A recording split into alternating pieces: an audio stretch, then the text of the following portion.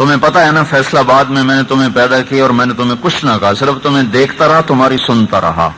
کون سجدے میں گیا، کون باغی ہوا، کس نے سچ بولا، کس نے جھوٹ بولا، کس نے تکبر کیا، کس نے تواضع کی، کس نے حلال کمایا، کس نے حرام کمایا، کس نے سچ بولا، کس نے جھوٹ بولا، میں اسے دیکھتا رہا، میں نے کچھ نہیں کہا۔ الیوم انصتوا لی، آج تم خاموش رہو گے، میں بولوں گا، اور ابھی تمہاری کہانی میں تمہارے سامنے لاؤں گا۔ پھر اللہ تعالیٰ فرمائیں گے جہنم لاؤ، او ہو برزت الجحیم، دوزخ آئے گی۔ اللہ تعالیٰ فرمائیں گے جنت لاؤ، ازلفت الجنت للمتقین، جنت آئے گی۔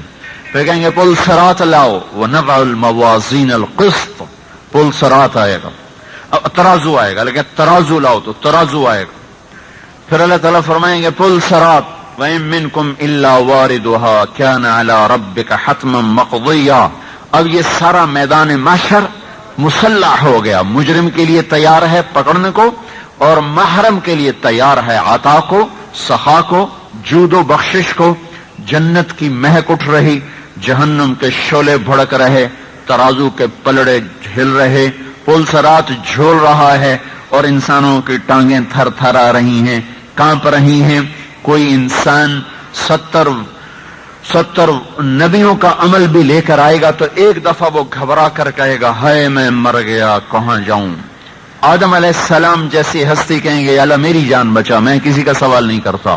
آدم سے لے کر عیسیٰ علیہ السلام تک ہر نبی کہے گا نفسی نفسی، صرف حضرت محمد صلی اللہ علیہ وسلم کی ذات اقدس ہوگی جو کہیں گے یا رب امتی امتی، ورنہ سب کو اپنی جان کی پڑ جائے گی۔ تو پھر اللہ تعالیٰ فرمائیں گے لایا جائے، تو ایک ایک آدمی کو گردن میں ہاتھ ڈال کر فرشتے اللہ کے سامنے کھڑا کریں گے، کہیں گے لاؤ اس کا اعمال لے جائیں گے، اچھائی اور برائی، سچائی سچ اور جھوٹ، زنا اور پاک دامنی، ظلم اور عدل، نماز اور نماز کا چھوڑنا، روزہ کا چھوڑنا، زکات کا چھوڑنا، یہ سب جیسے آج ہم پیسہ کو جائیداد سمجھتے ہیں نا، اس دن پتہ چلے گا کہ پیسہ تو جائیداد تھا ہی نہیں، جائیداد تو عمل تھا۔ ہم نے کیا کانٹے بولی ہے زندگی کی راہوں میں۔ تو جب خدا نہ خواستہ اگر پلڑا یوں ہو گیا، سیدھا پلڑا اٹھ گیا، نچلا جھک گیا، تو فرشتہ کہے گا فلان ابن فلان، فلانۃ بنت فلان، فلاں فلاں کی بیٹی، فلاں فلاں کا بیٹا، قد خفت موازینہ، نیکیاں گھٹ گئیں، وشقی شقاء، بازی ہار گیا، لا یسد بعدہ ابدا، اب کبھی کامیاب نہ ہوگا۔ میرے بھائیو، یہ ایسا خوفناک اعلان ہے کہ اوروں کو چکر آنے لگ جائیں گے، جس کے بارے میں ہوا اس کا کیا حال ہوگا۔ اب اگر وہ مرد ہے تو فرشتے آگے بڑھیں گے، اس کو یہاں سے پکڑیں گے، مجھے دیکھ رہے ہیں یہاں، اس کے منہ میں ہاتھ ڈالیں گے جبڑے سے، اور اس کو ایسے کھینچیں گے تو اس کا سارا جبڑا باہر نکل آئے گا، اور اس کو یوں پھینکیں گے۔ وہ کہے گا مجھ پر رحم کرو، وہ کہیں گے رحمان نے رحم نہیں کیا، ہم کیسے کر سکتے ہیں۔ اور اگر وہ عورت ہوگی ناکام تو اس کو سر کی چوٹی سے پکڑیں گے اور ایک جھٹکا دیں گے، وہ لڑکتی ہوئی گھسٹتی چلی جائے گی، وہ کہے گی رحم کرو، وہ کہیں گے تم پر رحمان نے رحم نہیں کیا، ہم کیسے رحم کر سکتے ہیں۔ تو اللہ تعالیٰ کہیں گے خذوہ، پکڑو، فغلوہ، اچھی طرح باندھ دو، ثم فی سلسلۃ ذرعها 70 ذراعا فاسلکوہ، زنجیروں میں اسے پرو دیا جائے، خذوہ فغلوہ ثم الجحیم صلوہ، اسے جہنم میں بھونا جائے، ثم فی سلسلۃ ذرعها 70 ذراعا فاسلکوہ، اور اسے جہنم میں لٹکا دیا جائے۔ جیسے یہ آپ لوگ ادھر نہیں دیکھتے، یہ ہوٹلوں والے سیخ کباب ایسے ایسے کر رہے ہوتے ہیں، ایسے ایسے، یہ ہیں فاسلکوہ، کہیں نہیں کباب کی طرح نیچے گرا دیا جائے۔ یہ ناکام لوگوں کا نقشہ قرآن کھینچتا ہے۔ اب ان کا لباس کیا ہوگا؟ قطعت لہم ثیاب من نار، ان کے کرتے آگ کے ہوں گے، سرابیلہم من قطران، ان کی شلوار بھی آگ ہوگی، تغشا وجوہہم النار، ان کے سروں پہ ٹوپیاں آگ ہوں گی، ان کی آپس کی باتیں یکفر بعضہم ببعض، ایک دوسرے کو گالیاں دیں گے، ویلعن بعضہم بعضا، ایک دوسرے کو لعن طعن کریں گے۔ ان کے بستر لہم من جہنم مہاد، انگارے اکٹھے کر کے بستر بنائے جائیں گے، من فوقہم غواش، ان کے اوपर دینے کی چادریں آگ کے پردوں کو اللہ تعالیٰ چادر بنا کر ان کے اوپر ڈال دے گا. ان کے کمرے نارن احاط بہم سرادقها، آگ کی موٹی موٹی دیواروں سے کمرے بنا دیے جائیں گے، اور پھر ان کو کہا جائے گا کہ جاؤ چلے جاؤ، اب تمہیں کوئی نہیں نکال سکتا. یہ یوں آتا ہے حدیث میں کہ اگر جہنمیوں سے کہا جائے دنیا میں ریت کے جتنے ذرے ہیں اتنے سال تمہیں دوزخ میں رکھ کر چھوڑ دیا جائے گا، وہ خوش ہو جائیں گے. لیکن اس کے باوجود بھی وہاں ابدی تباہی ہے، کبھی نہیں نکل سکتے. ہاں، مجرم دو طرح کے ہیں، ایک پکا مجرم، ایک کچا مجرم. ان کے لیے سزا الگ ہے. دوزخ میں 7 حصے ہیں، 7.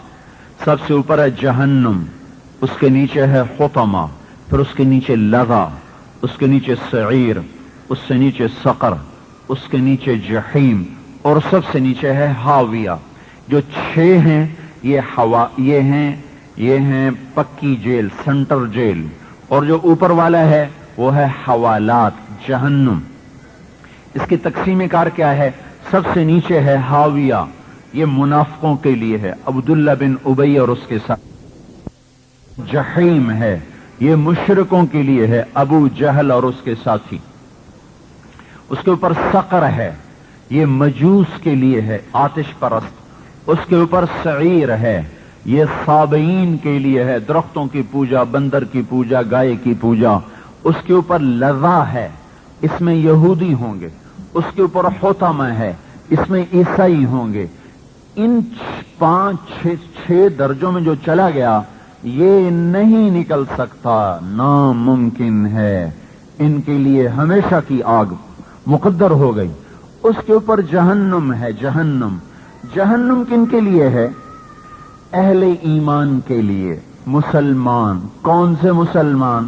قابیل سے لے کر پہلا دوزخی دنیا کا پہلا جہنمی قابیل ہے جس نے حابیل کو قتل کیا.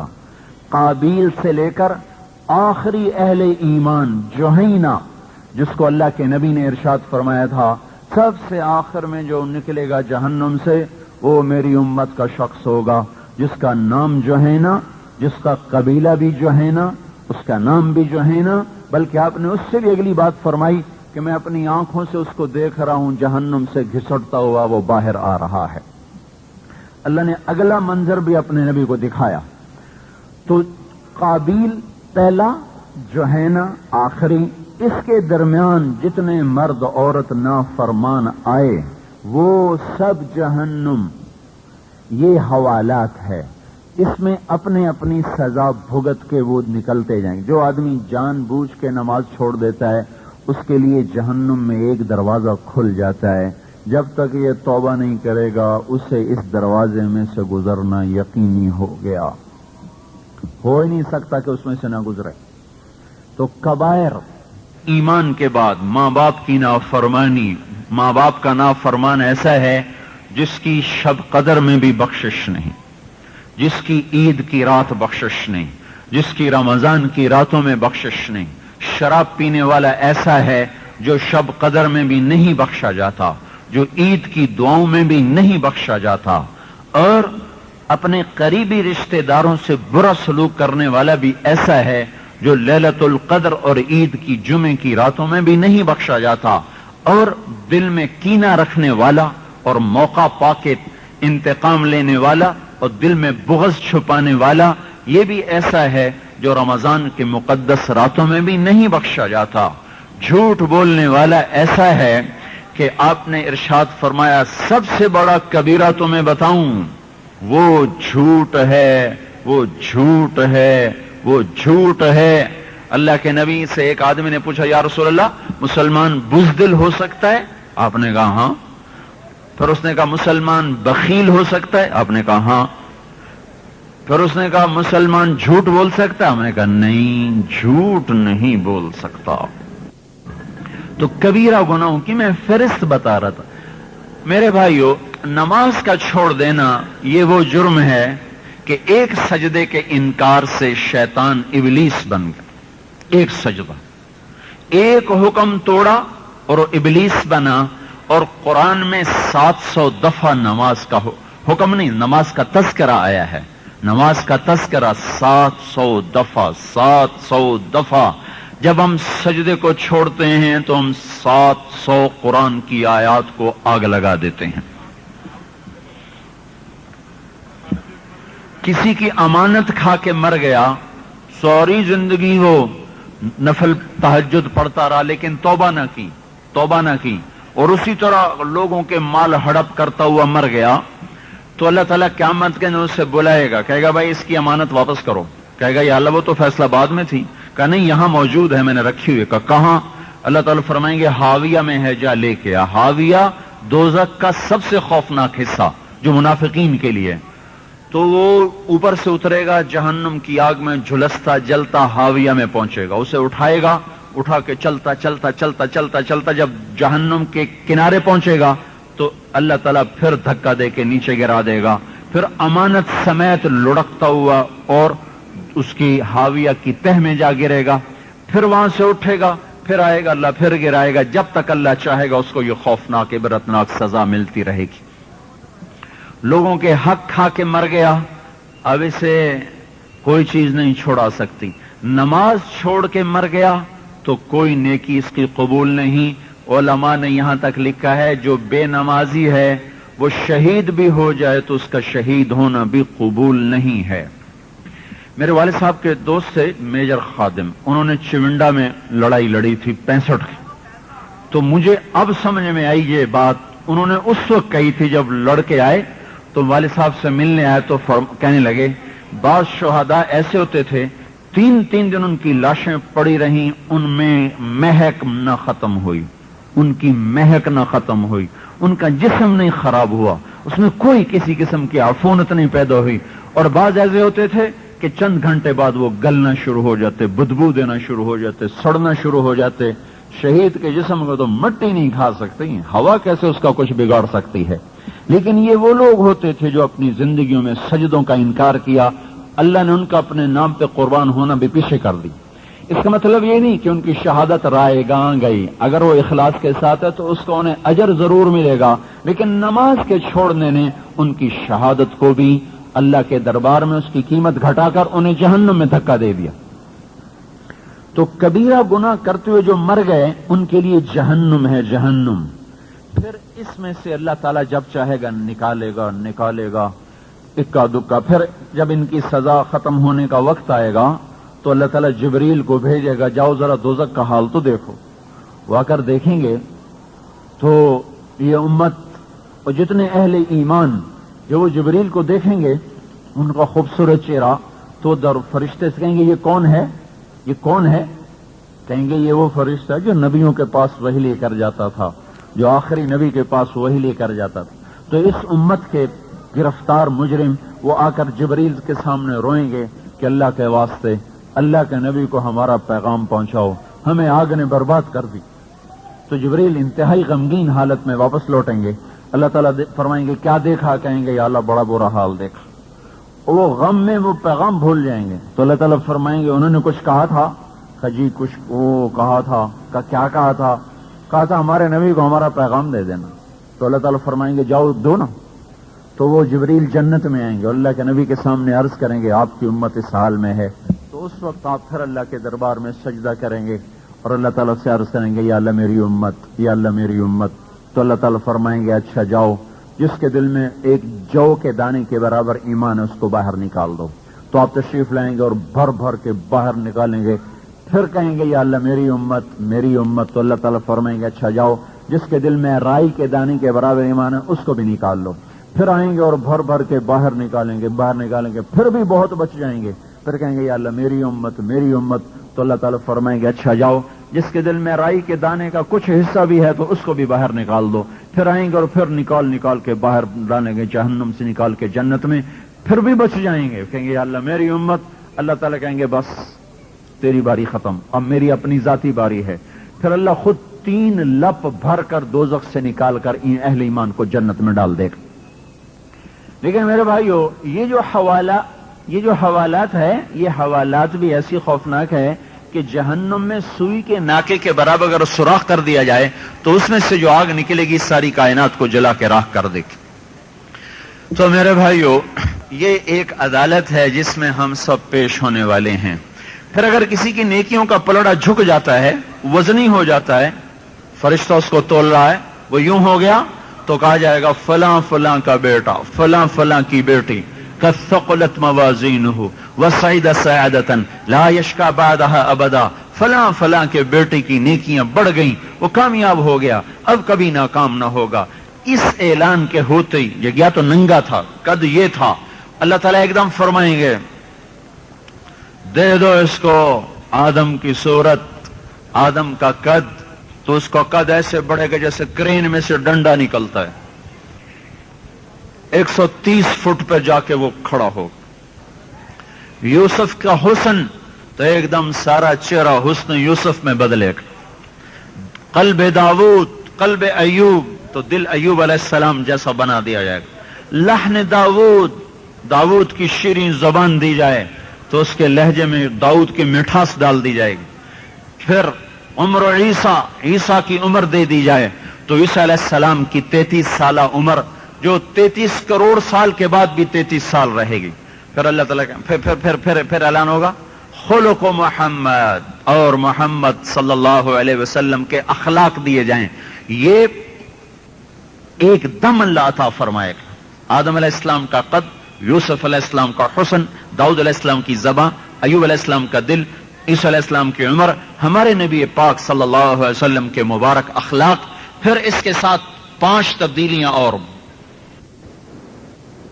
چمکتے ہوئے. جردن، جسم کے بال غائب ہو جائیں گے، سارے بال ختم ہو جائیں گے، صرف سر کے بال باقی رہیں گے. بھموں پلکوں کے. مردن، چہرے سے داڑھی غائب ہو جائے گی، داڑھی غائب ہو جائے گی.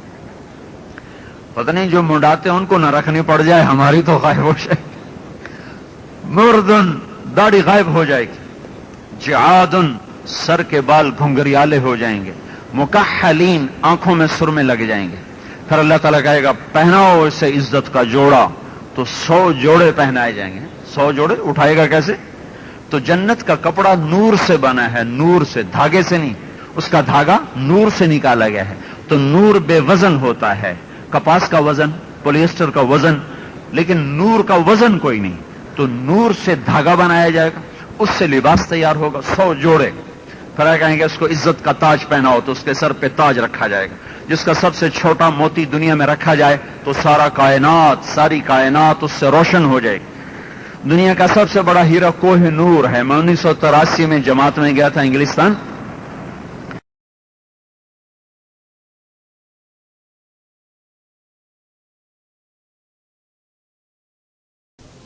وہ ملکہ وکٹوریا کی جو تاج کے اوپر صلیب ہے اس کے درمیان میں ایسے لگا ہوا تھا.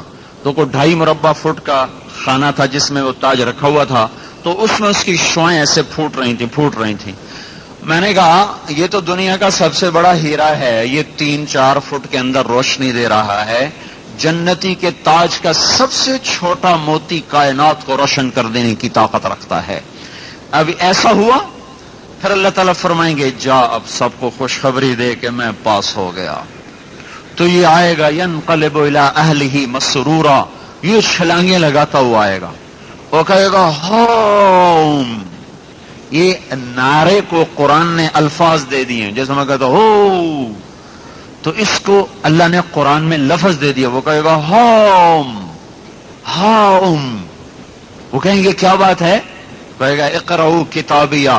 کہے گا دیکھو دیکھو میرا پیپر دیکھو، اقرؤ کتابیہ، میرا پیپر دیکھو، 100/100 نمبر ہیں. وہ کہیں گے تو پاس کیسے ہو گیا؟ وہ کہے گا انی ظننت انی ملاقٍ حسابیہ، مجھے یقین تھا میرا حساب ہونا ہے، میں تیاری کرتا رہا. اس کے جواب میں اللہ کہیں گے فَهُوَ فِي عِيشَةٍ رَاضِيَةٍ فِي جَنَّةٍ عَالِيَةٍ قُطُوفُهَا دَانِيَةٌ كُلُوا وَاشْرَبُوا هَنِيئًا بِمَا أَسْلَفْتُمْ فِي الْأَيَّامِ الْخَالِيَةِ. میرا بندہ کامیاب ہو گیا، اعلیٰ زندگی کا مالک ہو گیا، مزیدار زندگی کا وارث ہو گیا. جاؤ میرے بندے، تو نے فیصل آباد میں مجھے راضی کیا، آج میں تمہیں راضی کر دوں گا. کھاؤ پیو، تمہارا کوئی کام نہیں. کھاؤ گے پاخانہ نہیں، پیو گے پیشاب نہیں، رہو گے موت نہیں. جوانی ہے، بڑھاپا نہیں، زندگی ہے موت نہیں، صحت ہے بیماری نہیں، بقا ہے فنا نہیں، ہمیش کی زندگی کا اللہ تعالیٰ وارث بنا کرے گا۔ آ جاؤ میرے مہمان خانے میں۔ آپ نے فرمایا میں سب سے پہلے جنت میں جاؤں گا، سارے نبیوں پر جنت حرام ہے جب تک میرا قدم نہ لگ جائے، اور ساری امتوں پر جنت حرام ہے جب تک میری امت نہ چلی جائے۔ یہ سب کٹھے کیے جا رہے، سواریاں لائی جا رہی، بٹھائے جا رہے، سواریاں لے کے اڑ رہی، آگے اللہ کا رسول، پیچھے ان کی امت، پیچھے باقی انبیاء اور ان کی امتیں جنت کے دروازے پر پہنچ رہے، ایسے جیسے جہاز اترتے ہیں، ایسے اترتے جائیں گے۔ سب سے آگے یہ امت، ان کا نبی، جنت کے دروازے پر 2 چشمے ہوں گے، ایک سے پانی پئیں گے، ان کے سینے کا کھوٹ غصہ ختم اور پیٹ کا پیشاب اور پاخانہ ختم۔ دوسرے چشمے سے وضو کریں گے تو وضو کرتے ہی ان کے چہروں پر ایسی تازگی آ جائے گی کہ اب کروڑوں سال بھی گزر جائیں تو ان کے چہروں پہ جھری نہیں، شکن نہیں، تھکن نہیں، اور ان کے چہروں کا مرجھانا نہیں۔ یہ پیا اندر صاف، وضو کیا باہر صاف، اب دروازہ بند ہے، اندر کیسے جائیں؟ تو آپس میں مشورے کریں گے، اب بھائی اندر کیسے چلیں؟ تو کہیں گے چلو آدم علیہ السلام سے بات کریں، یا پھر اللہ ہمارے نبی کی شان کو ظاہر فرمائے گا۔ تو آدم علیہ السلام کے پاس آئیں گے، دادا جان دروازہ کھلوائیے، کہیں گے میرے بس کا نہیں، کسی اور سے بات کرو۔ ابراہیم علیہ السلام، نوح علیہ السلام، موسیٰ علیہ السلام، یوشع علیہ السلام، یعقوب علیہ السلام، اسماعیل علیہ السلام، سب نہیں ہمارے بس میں نہیں۔ چلتے آخر سب جمع ہوں گے ہمارے نبی کے پاس، یا رسول اللہ آپ ہی اب رہ گئے ہیں، آپ دروازہ کھلوائیے۔ تو آپ کہیں گے ہاں انشاءاللہ میں ہی کھلواؤں گا۔ پھر آپ سجدے میں گریں گے اور اللہ کی تعریف کریں گے۔ اللہ تعالیٰ فرمائیں گے ارفع راسک سل تعطا اشفع تشفع، سر اٹھا مانگ ملے گا، تمنا کر پوری ہوگی۔ تو اللہ تعالیٰ تو ہمارے نبی عرض کریں گے یا اللہ دروازہ کھول، تیرے بندے اندر آنا چاہتے ہیں۔